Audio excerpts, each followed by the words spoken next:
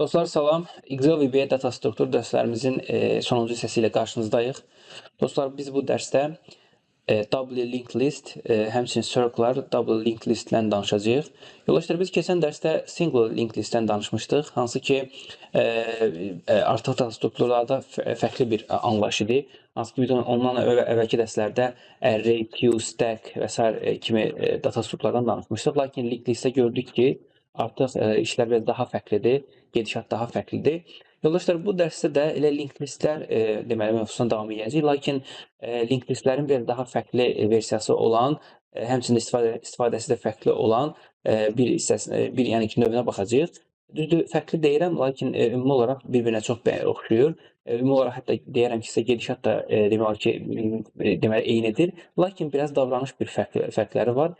Elə biz də bu dərsdə həmçinin o davranışı göstərəcəyik və bir case üzərində deməli onların həmçinin praktikasını etməyə də çalışacağıq. Yoldaşlar, bu dərs həm dediyim kimi bu circle'lar double linked listi işləyəcək, onu necə yaratmaq olar, onlardan danışacağıq.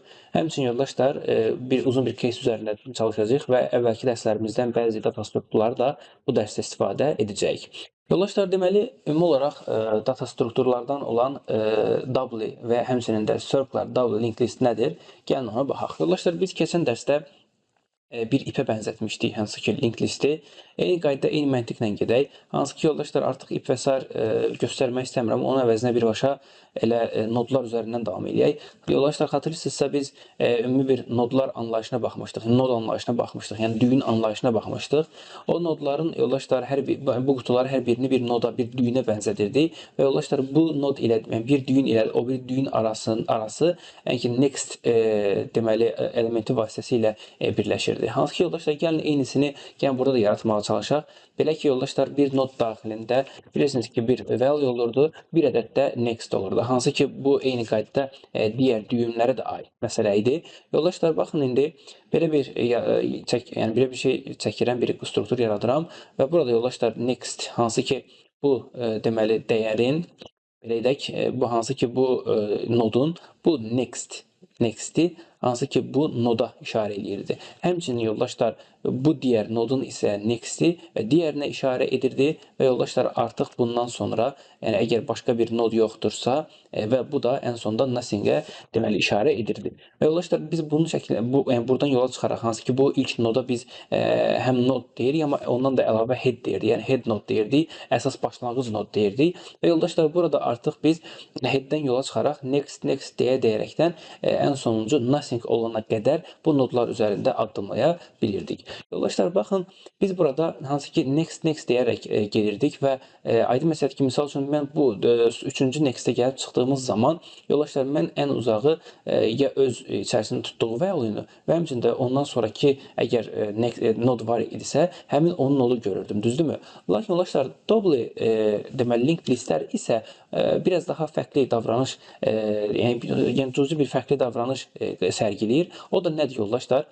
Biz necə ki headdən başlayaraqdan value next deyərəkdən nothing'ə qədər gəlib çıxırıq. Yoldaşlar, eyni qaydada biz hər hansı bir gəldiyimiz noddan isə geriyə doğru, headə doğru da eyni qaydada qayıtmağa bizə imkan verəcəkdir. Və yoldaşlar, bu da hansı ki bu dərsimizin ilə əsas mövzusudur və həmçində double linked listlərin də sadə single linked listdən fərqləri də budur. Yəni ki, yoldaşlar, mən hər bir nod daxilinə yeni bir deməli element əlavə edəcəm, bir member əlavə edəcəm. Bu member da olsun bizim üçün prev member'ı. Yoldaşlar, prev member'ı artıq başa düşüldüyü üzrə previous deməkdir təbii ki də və previous isə yoldaşlar əvvəlki nodu bizim üçün işarə edəcəkdir. Prev deyirəm bu şəkildə. Yoldaşlar, aydın məsələdir ki, biz yenə başlanğıcımız bizim head olacaqdır və headdən yola çıxaraqdan value next prev, həmçində next deyəcəyik, tutaq gələcək ikinci noda. Əgər ehtiyac yarandığı təqdirdə mən əvvəlki noda qayıtmaq istəsəm, bu səfər isə artıq next deyil də prev member'ından istifadə edərəkdən geriyə head'ə doğru qayıtmış olacam. Və təbii ki də nothing də öz yerində. Dostlar, bax, bu gedişat ümumi olaraq double linked listin deməli gedişatıdır. Yoldaşlar, mən bu dərsdə dediyim kimi həm double linked listi, həmçinin də circular double linked listdən danışacağıq. Çünki bunları ikisini də eyni vaxtda götürəcək yoldaşlar. Çünki bunların arasında demək olar ki, fərq çox minimaldır, çox azdır. O səbəbdən iki fərqli dərs əvəzinə bir yerə götürəcəyik. Ehtiyac olduğu təqdirdə yoldaşlar, siz dərsin zaten gedişatına başa düşəcəksiniz ki, onları bir-birindən hansı nöqtədə ayırmaq olar. Yoldaşlar, double linked list bu şəkildə gedirdi. Elə adı üstündə circular double linked list isə hansı ki bir dairəvi, yəni ki biz circular deməli təşkil edəcəkdir. Yoldaşlar, buradakı o circle anlayışı nədir? Bax, bu circle anlayışı hansı ki bu nothing və headdə yatır. Yoldaşlar, biz indiyənə qədər linked listlərdə headdən başlayıb da bir nothing-ə qədər gəlirdiksə, circle-da artıq yoldaşlar nothing anlayışı olmayacaqdır. Hansı ki elə sonuncu nodun da next-i elə geriyə headə qayıtmalıdır. Yoldaşlar, bunu bu şəkildə həmən vizuallaşdıraq. Fərz elə yoldaşlar, yeni bir burada bir nodumuz var, yəni üçüncü nod var və dördüncü nodu bura əlavə edəcəm. Və yoldaşlar, aydın məsələdir ki, burada artıq bilirsiniz ki, bu üçüncü nodun da eyni qaydada next-i bizim növbəti dördüncü noda işarə eləyir. Və yoldaşlar, bu dördüncü nodun isə next-i isə, bax, əsas məsələ burada yoldaşlar. Bunun next-i isə, bu şəkildə qoyaq, və artıq bu geriyə headə qayıtmış olacaqdır. Və bu şəkildə yoldaşlar nothing əməliyyatından bitirik. Və dostlar, təbii ki də mütləq şəkildə bizim headimiz onsuz da olmalı. Yəni ki, ən azından bu dairə, yəni ki, circle vəziyyətində olsa belə fərq etməz. Bu nə etməlidir? Yəni, bir yerdən bu circle-a, bu dairəyə girməlidir. Bax, bizim o başlanğıcımız head olacaqdır. Və headdən başlayacaq yoldaşlar, next deyirik, növbəti noda keçir və next deyirik, növbəti noda, üçüncü noda keçir. Üçüncü noddan next dedikdə dördüncü noda və yoldaşlar, dördüncü noddan isə next dedikdə artıq yenidən headə qayıdacaq və bu şəkildə bu döngü hər zaman bu şəkildə bir növ fırlana gedəcəkdir. Və yoldaşlar, təbii ki də siz bunu arxaya doğru da gedə bilərsiniz. Yəni ki, necə ki, burada biz prev yazmışıq. Prev deyib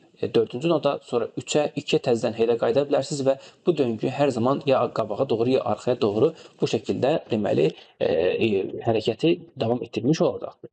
Və yoldaşlar, bu həm double linked listin, həmçinin də yoldaşlar circular double linked listin də məntiqini özündə ehtiva edir. Dostlar, double linked list olması next ilə prevdən başa düşülür. Bu şəkildə sonuncu nodun isə next-i head olduğu üçün də bu anda da yoldaşlar artıq bunun circular olduğu, yəni ki, ümumi bir circular olduğu başa düşüləcəkdir. Yoldaşlar, siz əslində yəni bu circular anlayışını single üçün də istifadə edə bilərsiniz. Təbii ki də onun double-dan bir fərqi olacaq ki, həmin dairəyə, yəni bu circular girdiyi anda, hərəkət başladığı anda ancaq və ancaq next deyib qabağa gedə biləcəksiniz. Əks təqdirdə prev deyib arxaya qayıda bilməyəcəksiniz. Dostlar, o zaman gəlin bundan sonra birbaşa VBA tərəfdə artıq öz kodlarımızı yazaq və bu data strukturumuzu yaratmağa çalışaq. Dostlar, VBA tərəfə qayıdıram və həmən dərsə başlamadan öncə istəyirəm ki, ilk öncə deməli sizə əlimizdə olan elementlər nələrdir, hansı obyektlərdən istifadə edəcəyik və bizim ən sonda işləyəcəyimiz case nədir, onlarla ümumi olaraq bir tanış etməyə çalışım sizi.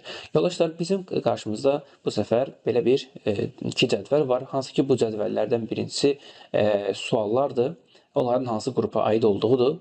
A, B, C qruplarıdır. Həmçinin yoldaşlar, o sualların hər birinin optionlar, yəni ki, ABCD test imtahanı kimi başa düşə bilərsiniz bunu. ABCD deməli seçimləri, həmçinin onların deməli cavabları və yoldaşlar, hansı qrupun, hansı yəni, sualın olduğunu bildirmək üçün də bu şəkildə foreign key'imiz də həmçinin burada dayanır. Və yoldaşlar, bundan əlavə təbii ki də ABC deməli ayrımı bizim istifadəçinin login və şifrəsinə əsasən təyin olacaqdır.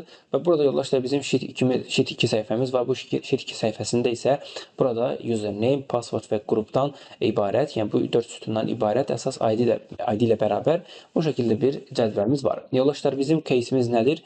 Bu dəstə üzərində praktik edəcəyimiz, hansı ki yoldaşlar bizim login adında bir, yəni user form login adında bir user formumuz var. Bu user formdan istifadəçi ad soyadını daxil edəcəkdir. Login etdiyi anda bu login artıq bağlanır və onun əvəzinə bu question adında form açılacaq və yoldaşlar açıldığı anda zaten default olaraq ilkin sualı bura əlavə olunur, cavablar əlavə olunur və next cavablandırdıqca yoldaşlar next dedikcə növbəti sual keçir, next dedikcə növbəti sual keçir və yoldaşlar təbii ki də sualların sonuna gəlib çıxanda, yəni ki misal burada A qrupu üçün fərz eləyək 5 ədəd sual ayrılıbsa, 5-ci də cavablandırıldıqdan sonra və ya ki, fərq etməz cavablandırmada bilər.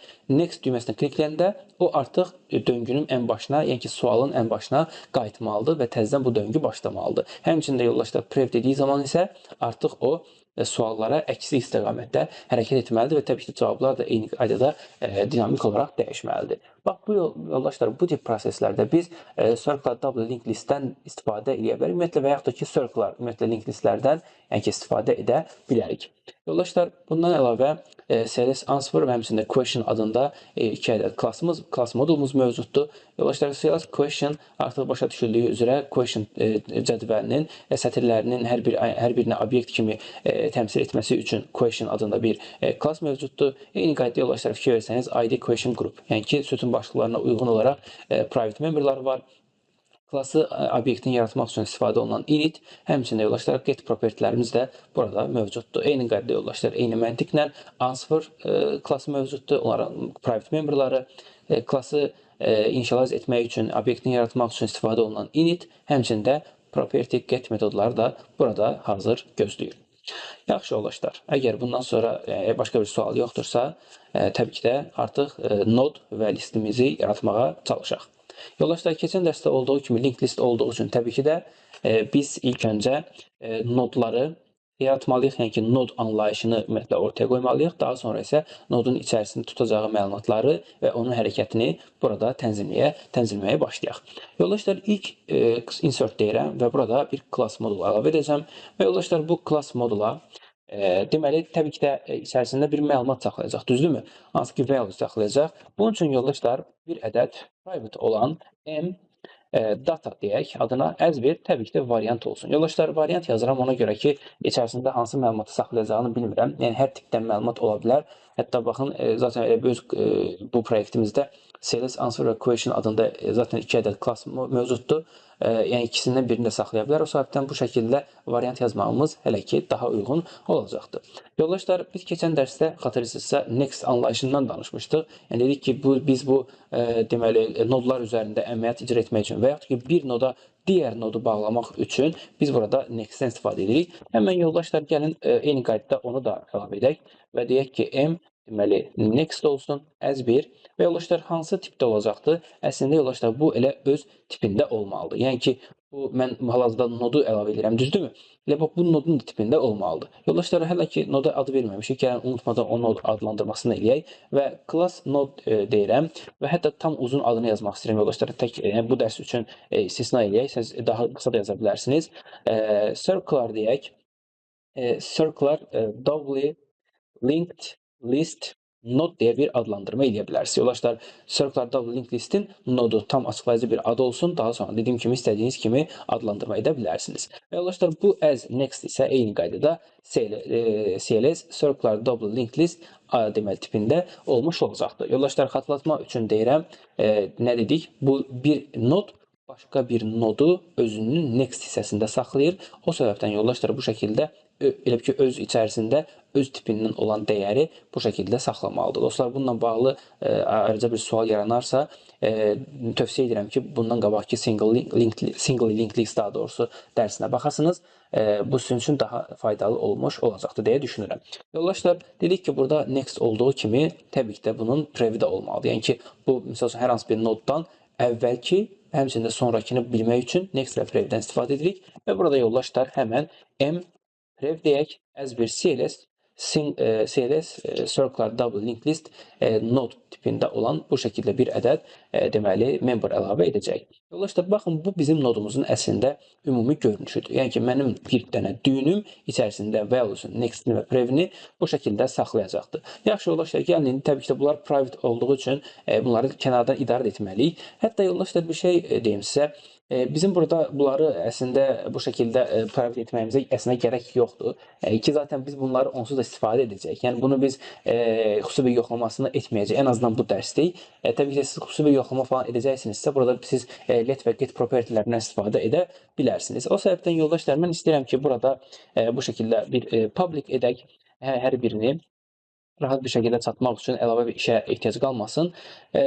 Lakin yoldaşlar, ən azından bu məlumatları set etdiyimiz anda, ilk dəfə və yaxud ki set etdiyimiz anda deməli və ya ki bir nodu yaratdığımız anda ən azından davranışın necə olduğunu biz burada deməli idarə edə bilərik. Yoldaşlar, nə demək istəyirəm? Hansı ki biz keçən dərsdə set data adında bir ədəd sub prosedur düzəltmişdik. Hansı ki bu set data kənardan bir ədəd data deməli qəbul edirdi variant tipində. Və yoldaşlar, biz bunu set m data, yəni ki bizim öz memberımıza əlavə edəcəkdik. Bu şəkildə əlavə edək. Və yoldaşlar, digərlərini baxmayaraq ki bu şəkildə yazıldığı zaman zaten nothingdir. Lakin daha bir o kod oxunaqlığı olsun deyə, həmçinin də sizin üçün də rahat olsun deyə bu şəkildə burada həmçinin onların nothing olduğunu, yəni ki ilk dəfə bir nodun yarandığı anda və növbəti məlumat yoxdursa və ya ki növbəti məlumat əlavə edilməyibsə, bu anda nothing olmasını burada bu şəkildə qeyd edə bilərsiniz. Amma dediyim kimi yoldaşlar, keçən dərs demişdim əslində bunu ki, bunları burada yazmasanız da əslində heç bir yəni ki problem yoxdur.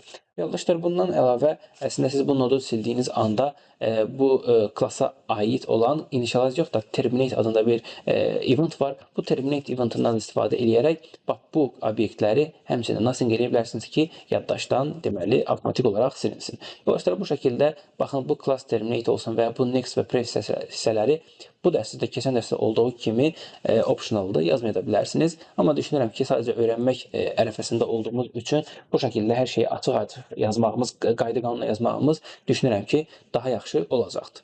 Yoldaşlar, bu bizim node anlayışımız, bizim düyün klassımızdır.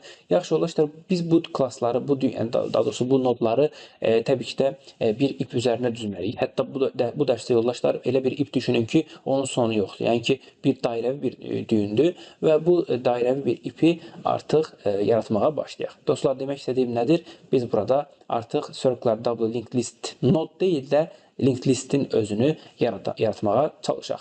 Yoldaşlar, bunun üçün bir ədəd class əlavə etdim və classın adını verək həmən. Deməli, CLS circular double linked list deyəcəm. Tam adı olsun, yenə dediyim kimi. Daha sonra dəyişdirə bilərsiniz.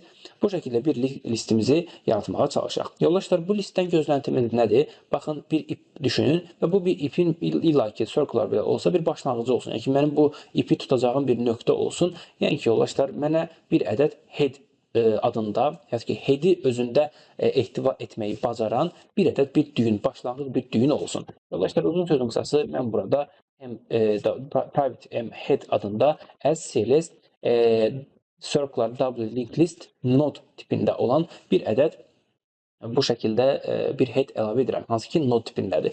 Və yoldaşlar, təbii ki də biz bunu ilk dəfə yəni ki bu listi çağırdığımız zaman bu onsuz da nothing olacaqdır. Baxın, burada zaten demişdik onları.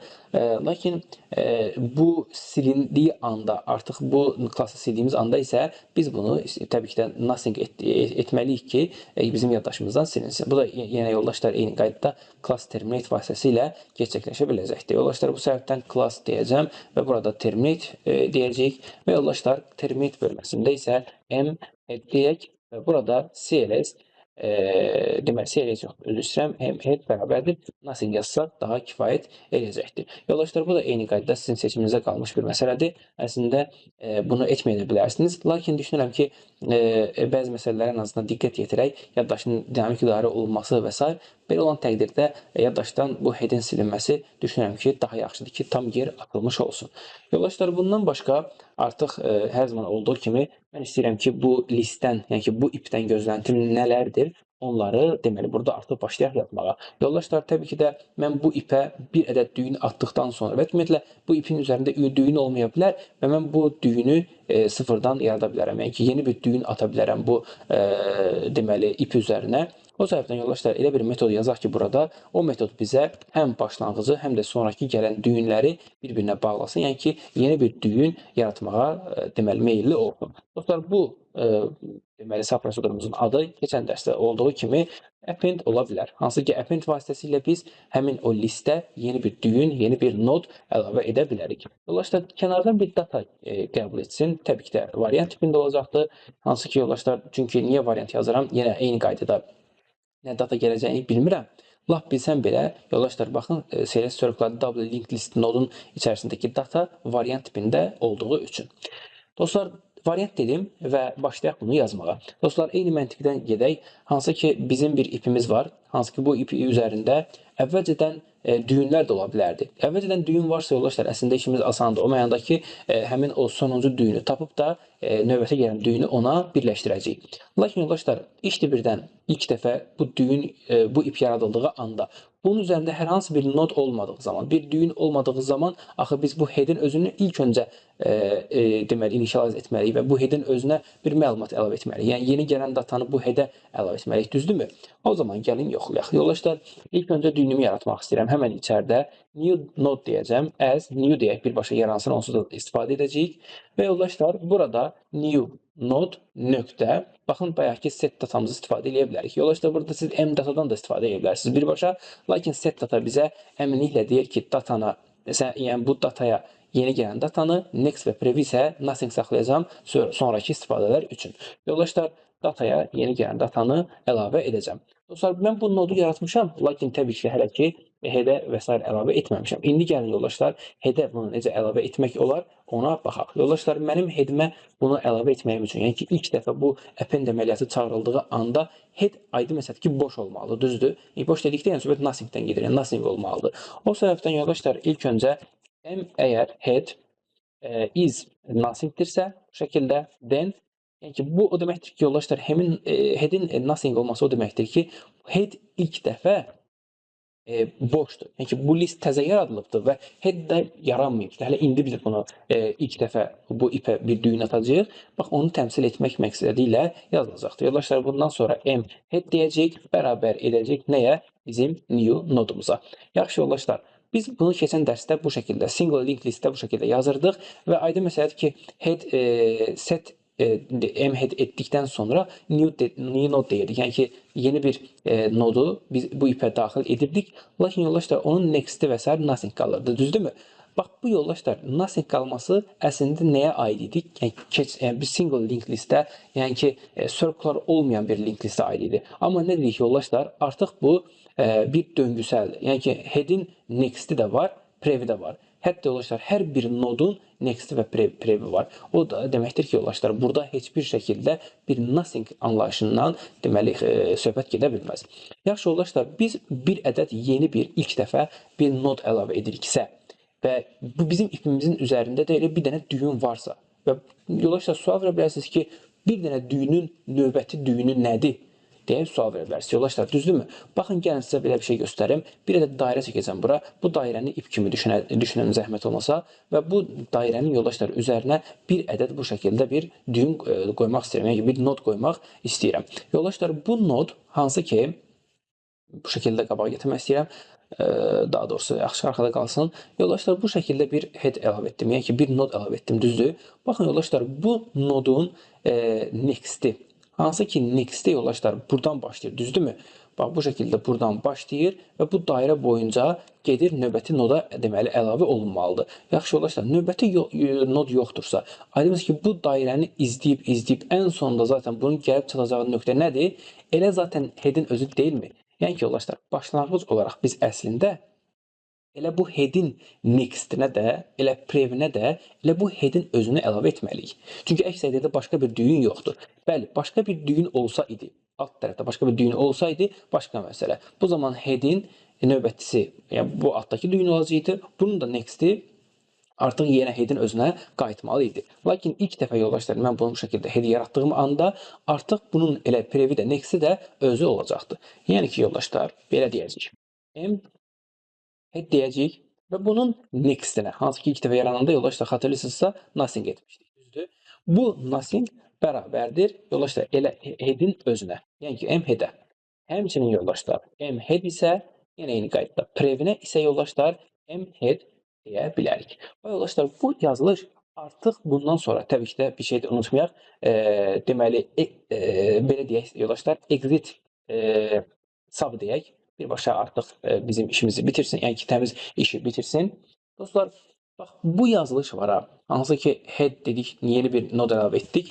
Bu şəkildə yeni bir nod əlavə etdik və artıq head'in next'inə özünü, həmçində prev'inə özünü demək o deməkdir ki, yoldaşlar, artıq mənim bu head'dən yola çıxan, head'in next'inə yola çıxan, bax, bu dairə boyunca hərəkət edən hərəkətim gəlib elə head'in özünə qayıdacaqdır. Həmçində prev'indən yola çıxan Bu hərəkət isə eyni qaydada yəni headin özünə qayıtmış olacaqdır və bu şəkildə yoldaşlar heç bir şəkildə nothing əməliyyatına və yaxud ki nothing dəyəri ilə heç bir şəkildə qarşılaşmamış olacaq və bu da yoldaşlar circlar anlayışının bax əsas kökünü deməli təşkil edir.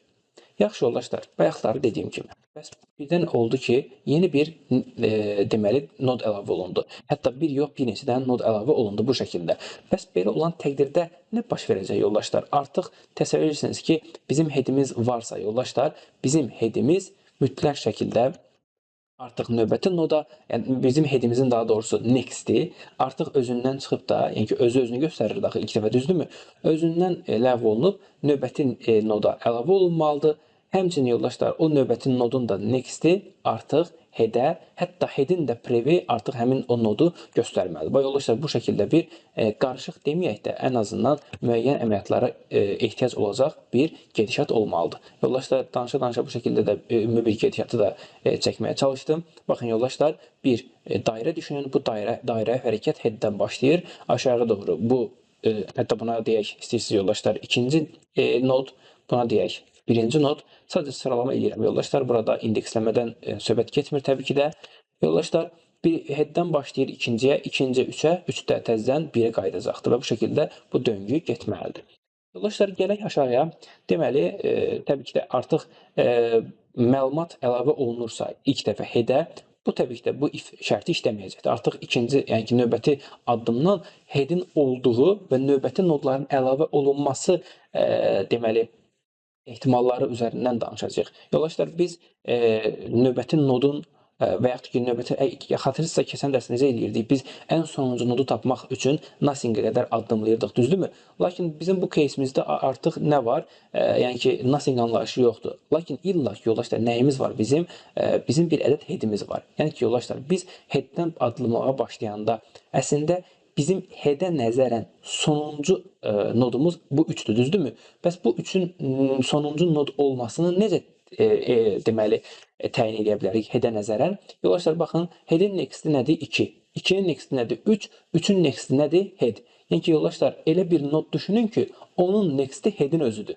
Bax, belə olan təqdirdə yoldaşlar, yəni, həmin nodun, hansı nodu ki biz axtarırıq, həmin o nodun next-i əgər head-in özüdürsə, demək ki, həmin o nod da elə bu sıralamada, bu gedişatda sonuncu bizim üçün nod sayıla bilər.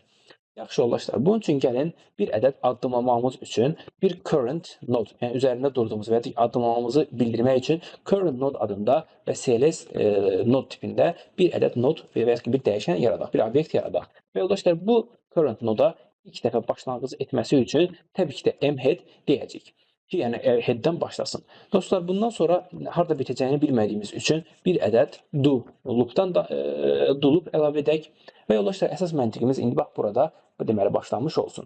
İndi biz nə zamana qədər və ya ki bizim belə deyək işimiz nə zaman bitməlidir yoldaşlar? Yəni ki, bax, yeni bir nod var. Düzdür, bu şəkildə 3 dənə nod əlavə eləmişəm.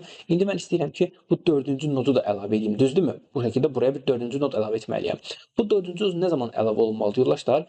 Əgər bu sonuncu noda gəlib çatanda, bu noda gəlib çatanda, üçüncüyə gəlib çatanda, onun next-i əgər head-dirsə, bax, head olduğu anda, yoldaşlar, bunun artıq sonuncu nodun next-i gəlməlidir hara yoldaşlar? Bax, bu yeni gələn bu noda. Artıq bu şəkildə bura dəyişdirilməlidir. Gəlin, bax, bu hissəsini indi hələ ki, bura hissəsindən danışaq, ondan sonra keçəcəyik. Yoldaşlar, demək istədiyim odur ki, current nodun əgər next-i is, yoldaşlar, m head-dirsə. Yoldaşlar, bu yazılış artıq göstərir ki, əgər üzərində addımladığımız next-in, üzərində addımladığımız nodun, yəni ki, bu nod tak gəldiyi addımlaya 3-ə qədər, 3-ün əgər next-i head-in özüdürsə, zaten həqiqətən də elə idi. Baxın, o şəkildə head-ə doğru yönəltmişdim. Əgər elədirsə vəziyyət, head-in özüdürsə, bu zaman o head-dən onu çəksin, yəni ki, bunun next-i artıq yeni gələn nodu göstərsin. Yoldaşlar, belə olan təqdirdə set current nodun next-i bərabər olsun new noda. Yaxşı yoldaşlar, bununla bitirmi? Xeyr. Axı, əslində mən hələ ki nə iş gördüm? Belə deyək, mən üçüncü, yəni sonuncu nodun next-ini bu şekilde yeni noda əlavə etdim. Lakin yoldaşlar yeni nodu axı yaratdığımız zaman biz nothing edirik, düzdürmü? İlk dəfə next'ini previni. O zaman yoldaşlar gəlin elə next'in özünü də yəni ki yeni gələn yaranmış bu nodun next'ini də hara yönləndirək yoldaşlar? Təbii ki də biz 3 ilə head'in arasına girmişdik. O səbəbdən elə bu head'in özünə yönləndirək. Yoldaşlar nə deyəcəyik yəni? Deyəcəm ki set new node, yəni yeni gələn nodun da next'i bərabər olsun bu head'ə. Yoldaşlar bununla bitmir, hələ də davam edirik. Hansı ki bizim əslində deməli bu head'imizdə olan, daha doğrusu head'ə getməyək, elə nod üzərindən davam edək. Bu nodun axı next'ini qəbul etdik, tamam head dedik, amma circular double linked list'in şərti nə idi? Next qabağa getdiyimiz kimi prev olaraq arxaya da qayıtmalıyıq. Yəni ki bu yeni yaranmış bu nodun da previ, yəni ki bir əvvəlki nodu üzərində dayandığımız da nod olmalıdır. Yəni ki yoldaşlar set current, üzrəm current yox, new node deyəcəyik və bunun da previ bərabər olsun deməli current noda. Yoldaşlar baxın eyni qaydada previni də təşkil etmiş olduq. Arxaya da qayıda bilir.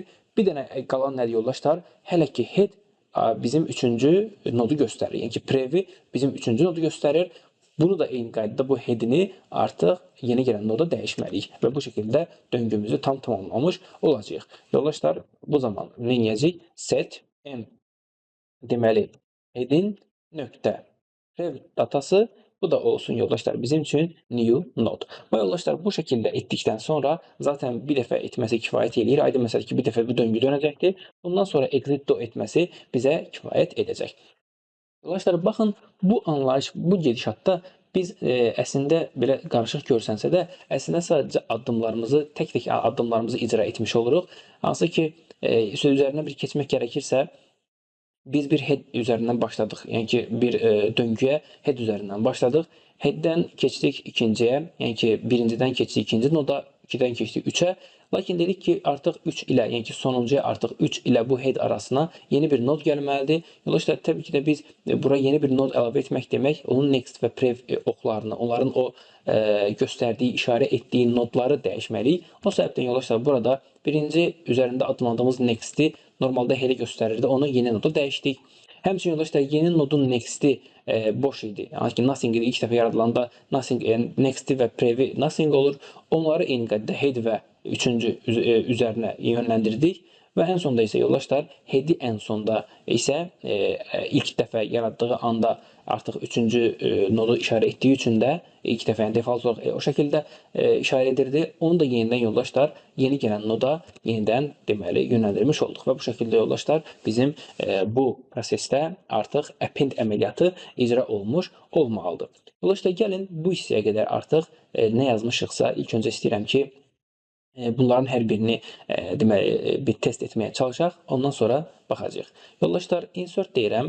Hətta yoldaşlar insert deməyək, daha doğrusu deyək, lakin burada nədən istifadə edə bilərik? Məsələn, yoldaşlar bu question klassından istifadə edə bilərik. Özümüzdən ID, question və qrup əlavə edək. Test olaraq zaten test edəcəyik və yoldaşlar görək həqiqətən də etdiyimiz əməliyyat və həmçinin də locals window pəncərəsində baxaq ki, düzgün şəkildə idarə olunubdumu.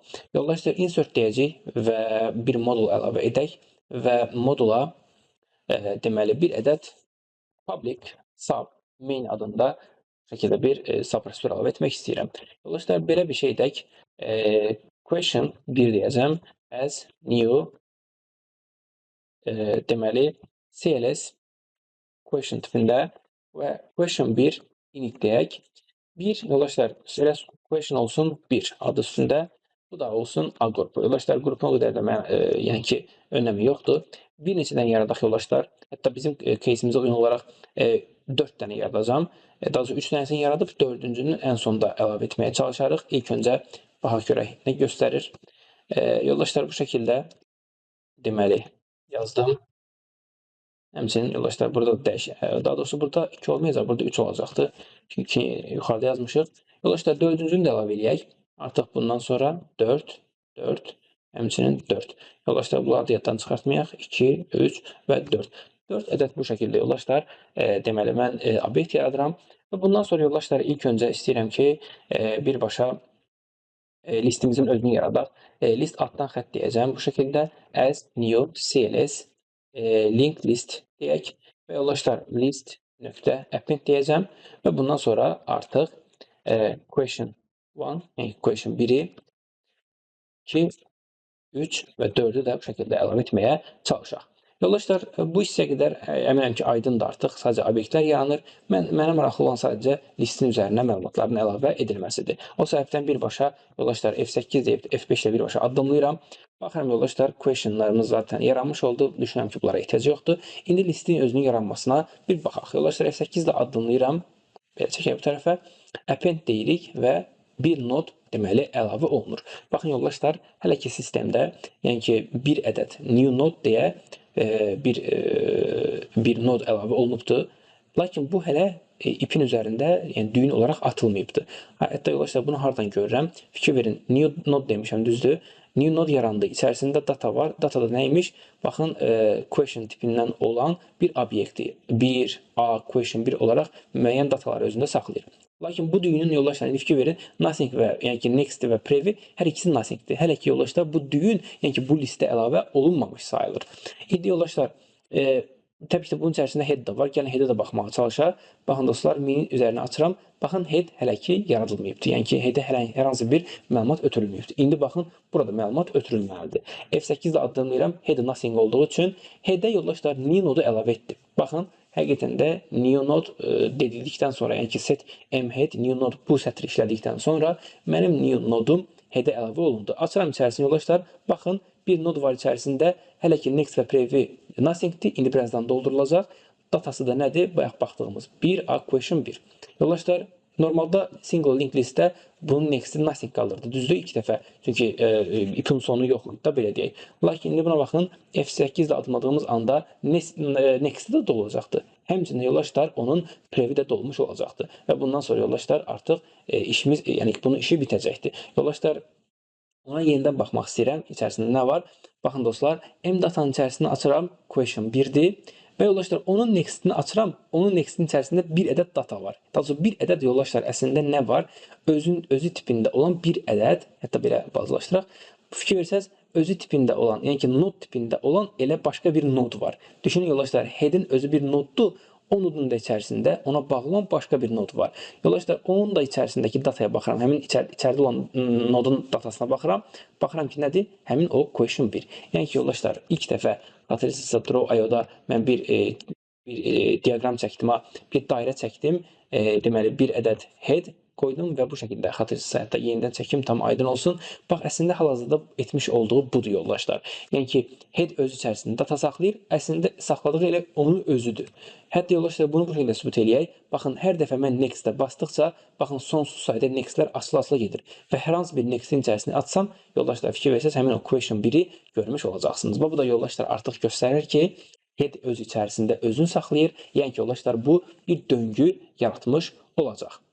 Dostlar, indi ikinci question'ı əlavə etdiyimiz zaman görək bu struktur indi bundan sonra necə bir şəkildə dəyişmiş olacaq.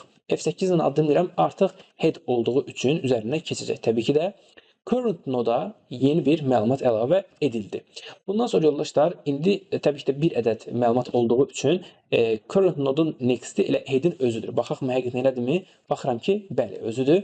Və current nodun next'inə yoldaşlar, new node əlavə edirəm. Yoldaşlar, bu bilsin nə deməkdir? Bax, yeni bir node gəldi bura. İndi head'in next'inə, head burada yoldaşlar current node-la artıq ifadə olunubdur. Çünki baxın, başlanğıcı da head ilə ifadə eləmişəm. Bu head'in, yəni current nodun next'inə bu yeni gələn node əlavə olundu. Daha sonra bu yeni nodun isə next'inə bu head'in özü əlavə olunmalıdır. O da olundu. Yoldaşlar, nodun previnə, yəni ki, bunun previnə yeni geridən qayıdıb əvvəlki, yəni ki, head'in özü əlavə olunmalıdır. O da olundu. Həmçinin yoldaşlar, ən sonda isə bu head'in də ən sonuncu proses previnə isə yenə bu nod əlavə olunmalıdır. Təbii ki, yoldaşlar, o da olunmuş oldu. Dostlar, indi baxın, mi üzərini açıram. Head'in içərisində datasının özü yoldaşlar question 1-dir. Next'i yoldaşlar nədir? Baxıram, question 2.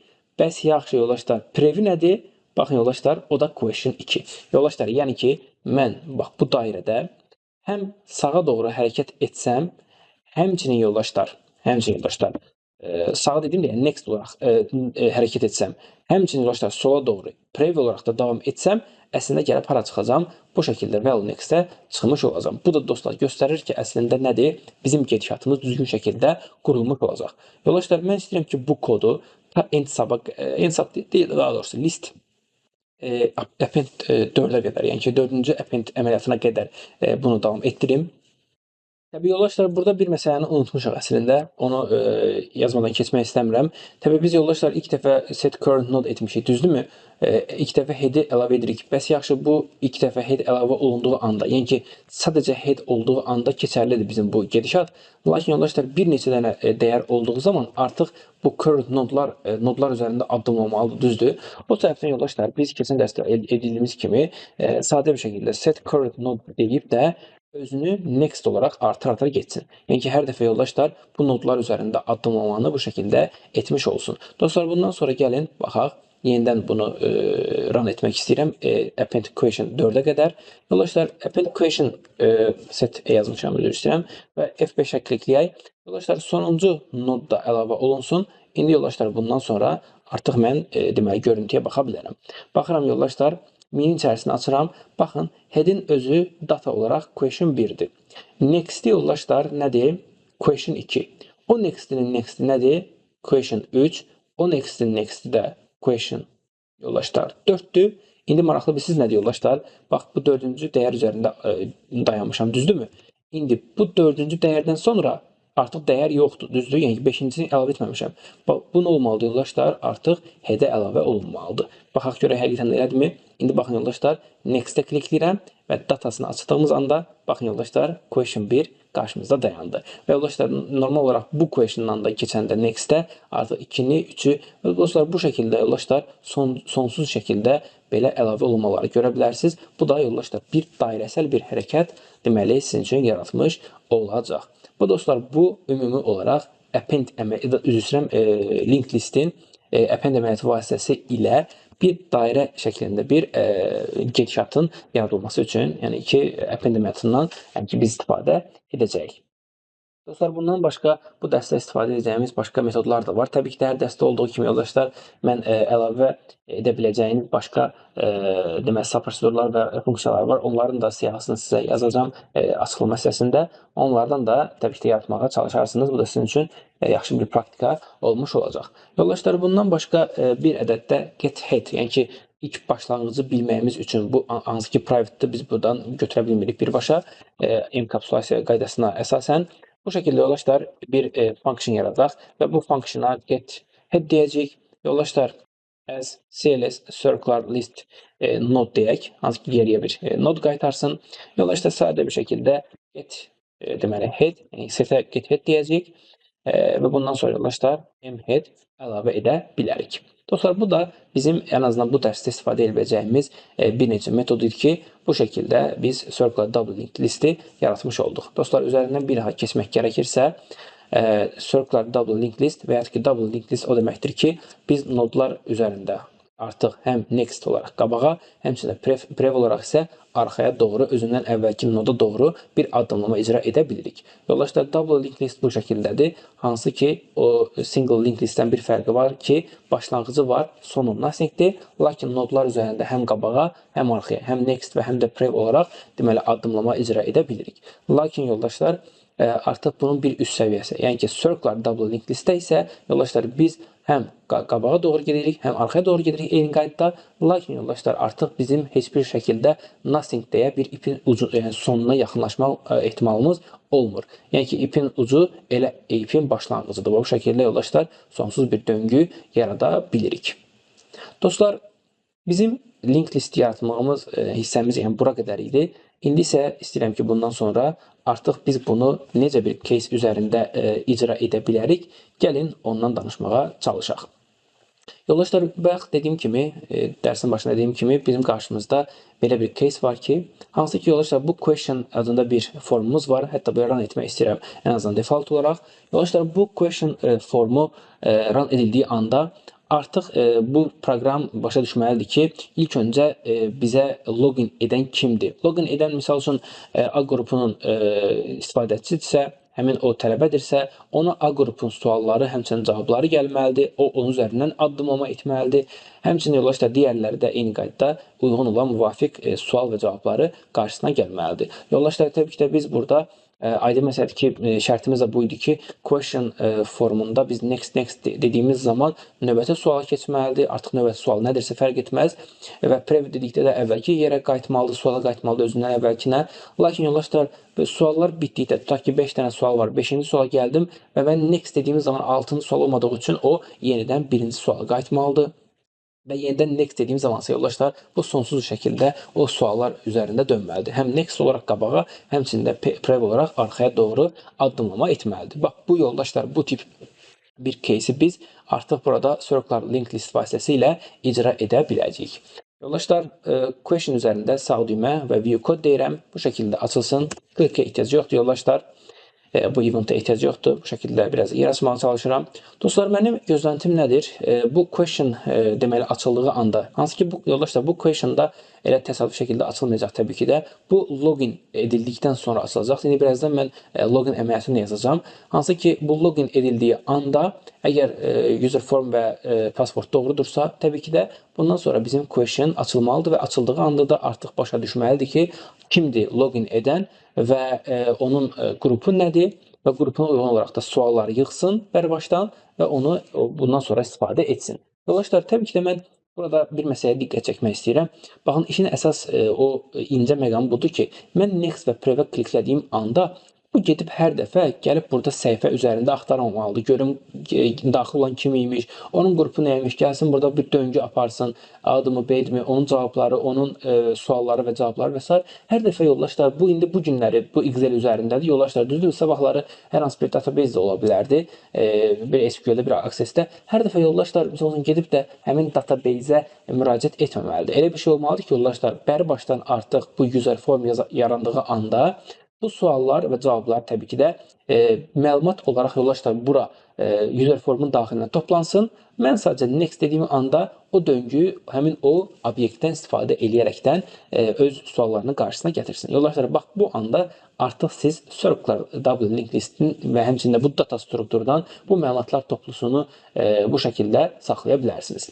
Yoldaşlar, təbii ki də next və prev bir subprosedur olacaq. Yəni ki, bir prosesdir. Lakin bu proses elə bir data strukturu və yaxud ki, elə bir elementi istifadə etməlidir ki, hər bir sualdan digərinə keçəndə artıq onu metod daxilində deyil də, qlobal bir səviyyədə onu başa düşsün.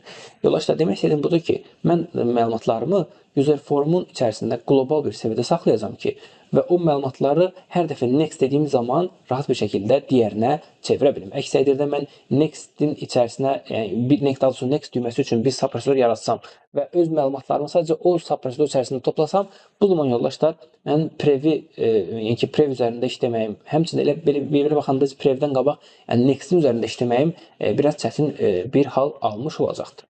Yoldaşlar, o zaman gəlin belə bir şey edək. Deyək ki, yoldaşlar, mən öz suallarımı bir data struktura saxlamaq istəyirəm və təbii ki də bu data struktur private olmalıdır, aydın məsələdir. Və private deyək və adına qoyaq, yoldaşlar, questions, elə adı üstündə, suallarımın özü. Yoldaşlar, bu suallar burada, baxın, yenə altına xətt çəkərək deyirəm ki, burada bütün sualları ehtiva etməyəcək, düzdürmü?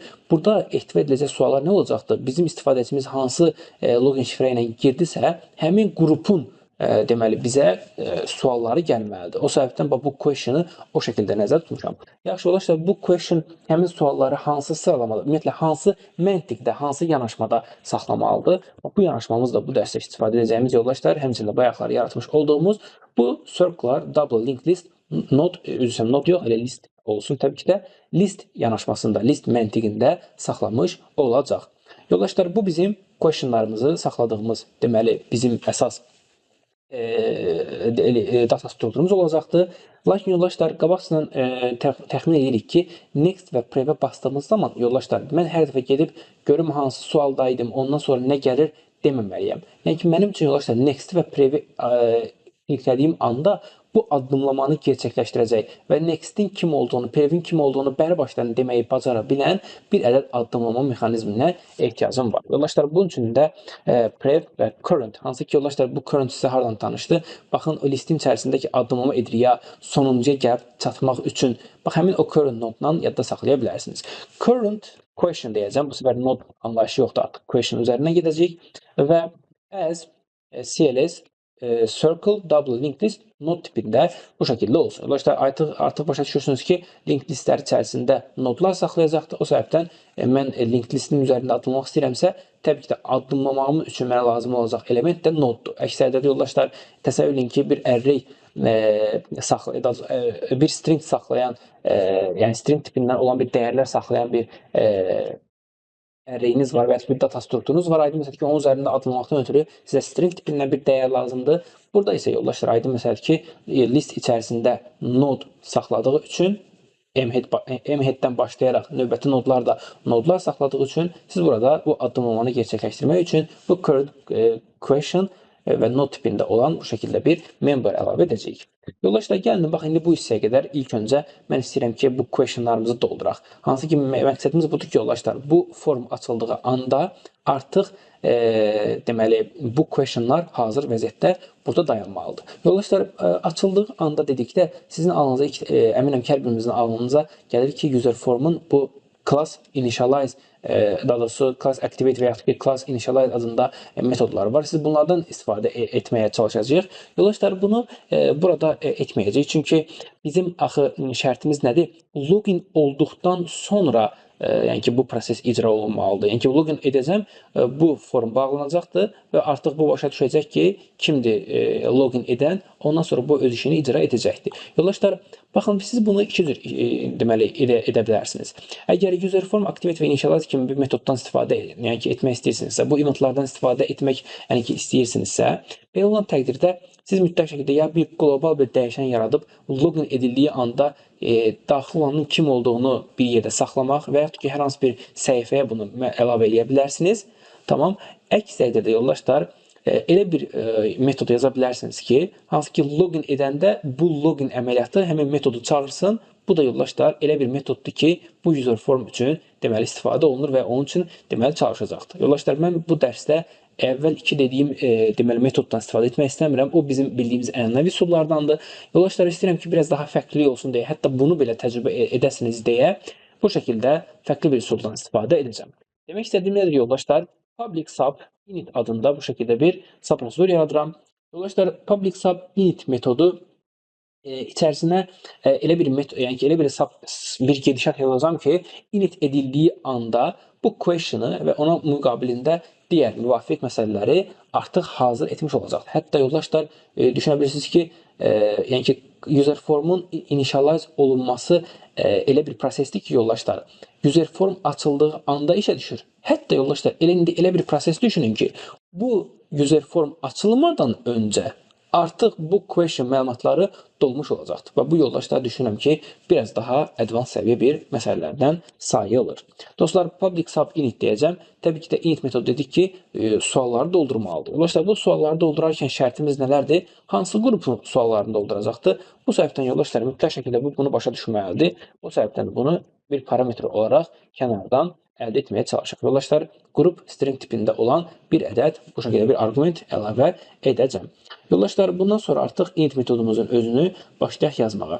Dostlar, bu təbii ki də bu table üzərində addımlayacaqdır illaki və addımladıqdan sonra yoldaşlar nə iş görməlidir? İlk öncə qrupa baxmalıdır ki, görək qrupum nədir? Yəni mənim göndərdiyim qrupdurmu? Əgər həmin göndərdiyim qrupdursa yoldaşlar, onları question tipində, baxın yoldaşlar, əsas məsələ indi burada başlayır ki, mən bunu sadə şəkildə artıq bu nodların içərisində, listlərin içərisində yazmayacağam. Bunu question tipində yazacağam və ondan sonra onu istifadə edə bilərəm. Yoldaşlar, bunun üçün təbii ki də mənə bir ədəd bu işi icra etməsi üçün müvəqqəti bir question deməli əlavə edək və CLS question tipində. Yoldaşlar, burada indi biz sonuncu sətri tapmalıyıq. Yoldaşlar, sonuncu sətri siz tapa da bilərsiniz birbaşa last row funksiyaları vasitəsilə. Gəlin dərsi çox uzatmayaq. Elə birbaşa mən bura 19 yazacağam ki, birbaşa gəlsin bura qədər addımlasın. Əks təqdirdə dinamik etmək istəsəniz yoldaşlar, təbii ki də yaza bilərsiniz. Yoldaşlar, bundan sonra belə bir şey deyək, will deyək. hansı səhifədir yoldaşlar? Sheet 1 səhifəsidir. Sheet 1 deyək, end with deyək və for i ikinci sətirdən başlasın, 19-cu sətrə qədər deməli davam etsin.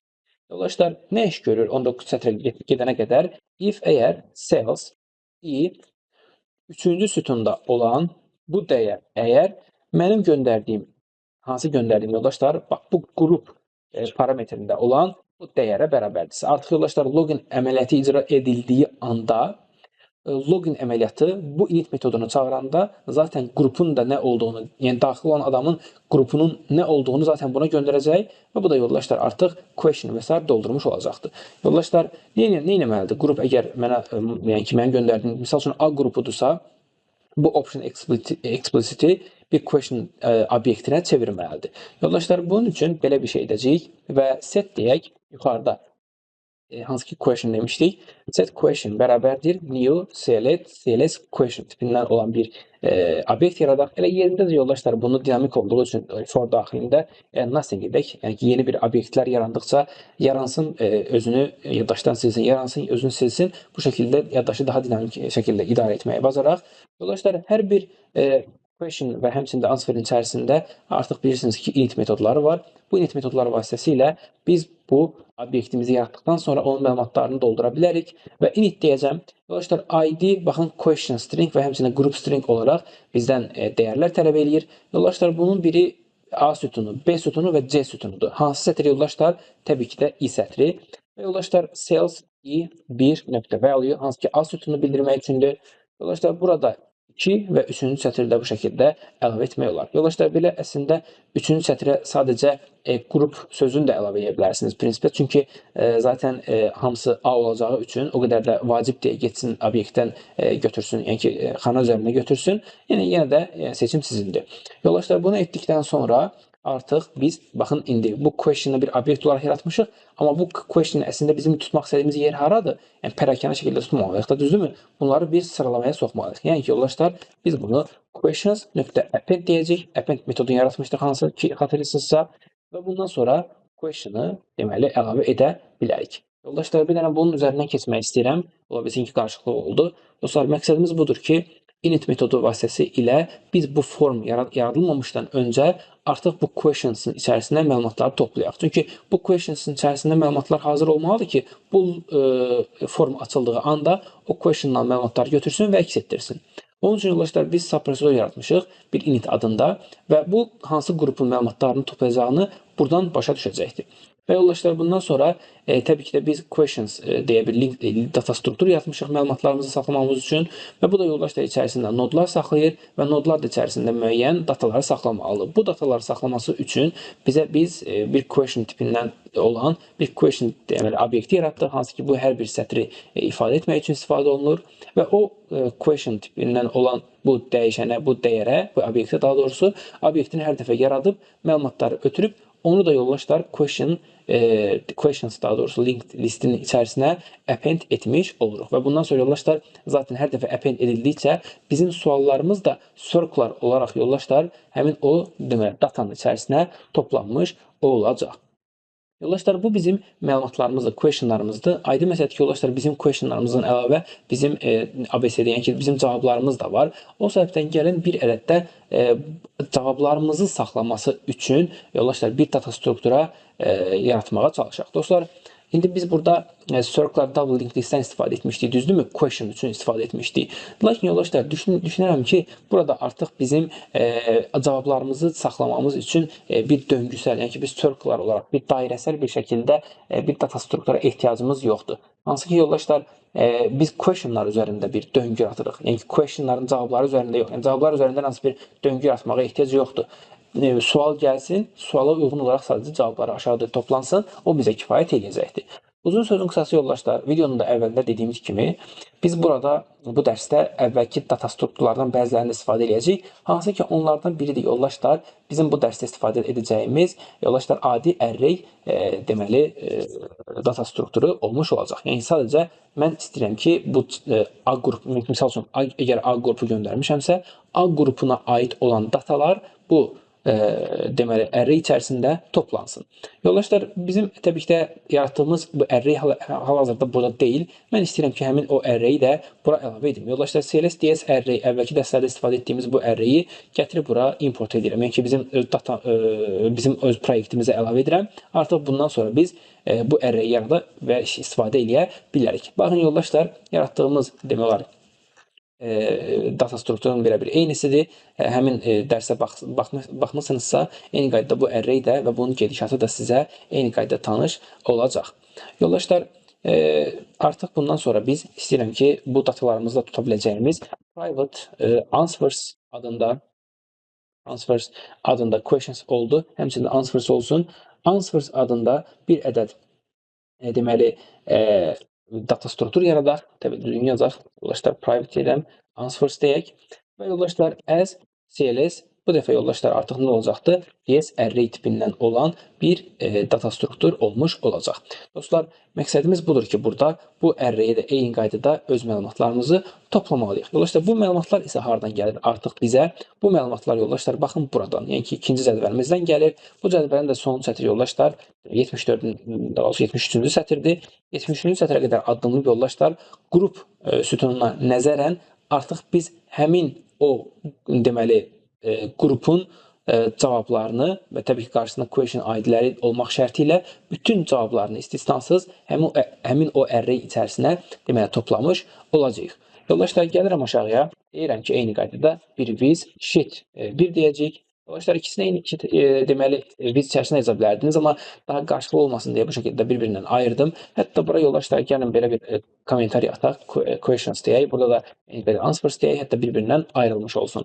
Dostlar, bundan sonra biz artıq for i2 to 73 deyəcəyik və next deyəcəyik. 73-ə qədər, düzdürmü? Baxım yenidən, bəli, 73-dür. Və yoldaşlar, bundan sonra öz şərtimizi qoyacaq. Yoldaşlar, ilk şərtimiz odur ki, sales i, bu hansı sütunu yoldaşlar? Qrup sütunu, 7-ci sütunu yoldaşlar. 7-ci sütunu nöqtə value bərabərdir yuxarıda bizim göndərdiyimiz bu qrupa. Əgər mənim göndərdiyim qrupa deməli aiddirsə həmin cavab, mən istəyirəm ki, o cavabları da eyni qaydada obyektləşdirilmiş bir şəkildə yoldaşlar bu DS array-in içərisinə toplamış olsun. Yoldaşlar, bunun üçün də bizim dərsin əvvəlində göstərdiyimiz answers adında bizim bir deməli bir class modulumuz var. Bu class moduldan istifadə edə bilərik. Yoldaşlar, həmən yuxarıda dim answer deyə bu işi icra etməsi üçün müvəqqəti bir CLS answer tipində olan bir obyekt yaradırıq və bir dəyişən yaradırıq. Həmçinin yoldaşlar, set answers bərabərdir. Yuxarıda etdiyimiz əslində eynisini görəcəyik. CLS answers deyəcəyik və həmçində answer bərabərdir. Nothing deyək, yerindəcə yaddaşdan silsin. Dostlar, bundan sonra answer deyək, həmçinin init metodu vasitəsilə artıq yoldaşlar ID, question ID, group, option, answer olaraq hansı ki yoldaşlar bu sütunda olan məlumatların hamısını 5-ci sütundan başlayaraq digərlərinə qədər deməli davam etdirə bilərsiniz. Yoldaşlar, həmən sürətli bir şəkildə 5-dən başlasın. Yoldaşlar, 5 deyirik. Burada 6, 7, 8 və 9, düzdürmü? 9-a qədər gəlib çatmalıdır. Biraz böyüdək, tam görünsün hamısı. Yoldaşlar, 5-ci-dan sonra 6, daha sonra 7 və daha sonra 8 və daha sonra isə 9 olacaq. Yoldaşlar, burada yuxarıda gördüyümüz işi, yəni ki, bu qrupu yenə eyni qaydada burada əvəz eləyə bilərsiniz. Hansı ki, bu answerda olan, baxın, qrup, yəni ki, 3-cü parametridir. Hansı ki, bu 3-cü, 7-ci, yəni sütun bizim üçün qrupu göstərir. Yoldaşlar, burada siz yəni ki, birbaşa xana üzərindən nəyisə götürmək əvəzinə elə birbaşa göndərdiyimiz bu qrupu da eyni qaydada buraya yaza bilərsiniz ki, biraz daha da ən azından nə də olsa biraz optimallaşdırma etməyə çalışaq. Yoldaşlar, bundan sonra nə iş görəcəyik? Artıq yaratmış olduğumuz answers adında olan bu data strukturumuza yoldaşlar add last deyəcək. Yoldaşlar, add last deyirik. Yəni ki, məlumatı sonuna əlavə edirik. Artıq add lastın nə işə yaradığını siz bilirsiniz və answer deyəcək. Məlumat əlavə olunsun. Dostlar, baxın, bundan sonra artıq siz yəni ki, həm question içərisini, həmçində answer'ın içərisini doldurmuş oldunuz. Yaxşı, yoldaşlar, biz nə dedik? Burada indi əksik olan bir məsələ var. Onu demək istəyirəm sizə. Biz init metodu vasitəsilə hələ ki question və answerları doldururuq, düzdürmü? Lakin nə dedik yoldaşlar? Bu deməli user form açıldığı anda artıq başa düşməlidir ki, yəni ki, mənim ilk dəfə ən azından göstərəcəyim sütun və ya ki, sual nə olmalıdır? Baxın yoldaşlar, mən məsəl üçün hal-hazırda bunu run düyməsinə kliklədiyim zaman, baxın bu şəkildə boş göstərir. Ki zaten bunu bu şəkildə boş göstərməsi də normaldır. Çünki mən hələ deməmişəm ki, bu user form getsin, konkret hansı sualı və cavablarını bura yazsın. O səbəbdən yoldaşlar, bu current question'dan artıq biz istifadə edə bilərik. Yəni ki, bu init olduqdan sonra İlk dəfə default olaraq hansı, yəni ki, current question hansını göstərəcəkdir, bax onu indi burada təyin eləyə bilərik. Yoldaşlar, finalda, ən sonda set current question'a bərabər edəcəyik questions array-indən, daha doğrusu data strukturundan üzr istəyirəm, get head'i deyə bilərik. Ən azından yoldaşlar başlanğıcını, yəni bu sualların başlanğıcını elə bizim questionların get head'i ilə artıq ilk sual hansıdırsa, məsələn mənim qrupuma uyğun, məsələn A qrupuna uyğun gələn ilk sual sıralamada option explicitdir. Düşünürəm ki, option explicit mənim üçün ilk sual olmuş olacaqdır və təbii ki də onun cavablarını da eyni qaydada dolduracağıq. Yoldaşlar, bax bu bizim init metodumuzdur. Hansı ki bunun vasitəsilə biz indi birazdan deməli user formumuzu yaradacağıq. Daha doğrusu öz user formumuzu initialize edəcəyik və ondan sonra artıq biz növbəti məsələlərə də təbii ki də keçə bilərik. Yoldaşlar, gəlin bir məsələyi də indi burada etməyə çalışaq. Çünki bunu etməsək digərini edə bilməyəcəyik. Yoldaşlar, nədir o digər və etmədiyimiz məsələ? Yoldaşlar, bizim next və prev düymələrimiz var. Hansı ki bu next düyməsi növbəti sual keçmək üçün prevdə əvvəlki suala qayıtmaq üçün istifadə olunur.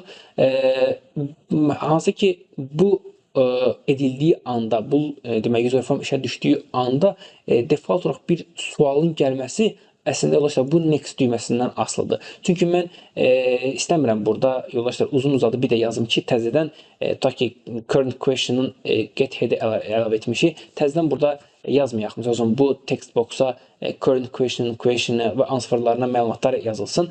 Yəni bunu yoldaşlar biz elə next butonunun özünə ilk dəfə həvalə edə bilərik. Yoldaşlar, sanki sizə nə oxşayır? Mən burada run düyməsinə klikləyirəm, bu form açılır burada, düzdürmü? Bu form açılanda və burada next düyməsinə basandan sonra bu məlumatlar gəlir də normal olaraq, düzdür? İndi bax onu mən təzədən burada yazmaq istəmirəm. Elə bəri başdan yoldaşlar, mən istəyirəm ki, bir next və prev düymələrini də yaradaq. Burada onun prosedurlarını da yazaq. Ondan sonra ən sonda yoldaşlar biz burada bir ədəd next düyməsini klikləsək, artıq o default olaraq növbəti sual nədirsə artıq onu bizim üçün deməli gətirmiş olacaq. Dostlar, fikrimi daha aydın başa düşməyiniz üçün düşünürəm ki, kod yazsaq daha yaxşı olar. Ola bilər ki, burada şifahi öz məntiqimi sizə çatdıra bilməyim. O səbəbdən gəlin heç vaxt demədən kod hissəsinə keçək. Yoldaşlar, etmək istədiyim budur ki, mən bir ədəd private sub və next button adında bir ədəd next buton, next düyməsini ifadə eləyən, yəni bunun əməliyyatlarını özündə cəmləyən bu şəkildə bir next buton adında sub prosedur əlavə edəcəm.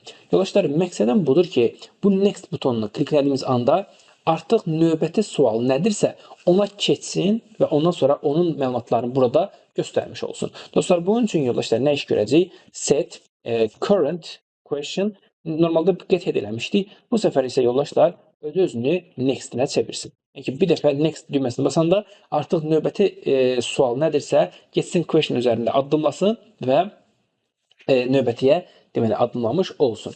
Dostlar, addımlama etdikdən sonra typical question'ın deməli valuesuna. Dostlar, typical question nədir? Baxın bu deməli text box, hansı ki adına typical question qoymuşuq.